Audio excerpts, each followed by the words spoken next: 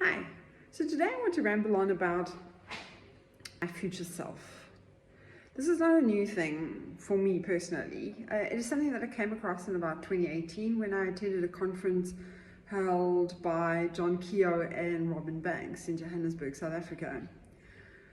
John at the time had already written Mind Power like 20-30 years earlier and had recently just released his new book called Quantum Warrior. And when John spoke, he spoke about bringing your future self to your present. And the concept at the time when I read the book was that you would sit and visualize having a conversation with your future self about whatever it is that you wanted to achieve, be, or do. And then when you got to that future present self time, you would then thank your future self in what would now be the present moment. And I get it, it sounds also confusing, and I'm probably not verbalizing it 100% either. But the basic idea was, I think he'd hurt himself. And so what he did was he talked to himself in the future, I think 2 weeks future from where he was, to say that he wanted to be healed and how he was going to get healed, etc., etc. And when he arrived in that 2 week, at that 2 week point in time, he then went to the same place where he had seen himself having the conversation, and he thanked himself. And there is a book out now by Dr. Hardy called Be Your Future Self Now.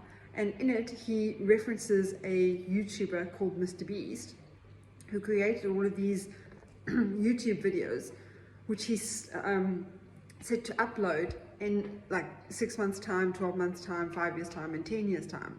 So Mr. Beast at the time, excuse me, was a high school student back in 2015. And he created these short little YouTube videos, which he then scheduled to upload in 6 months, in 12 months, and in 5 years, and 10 years.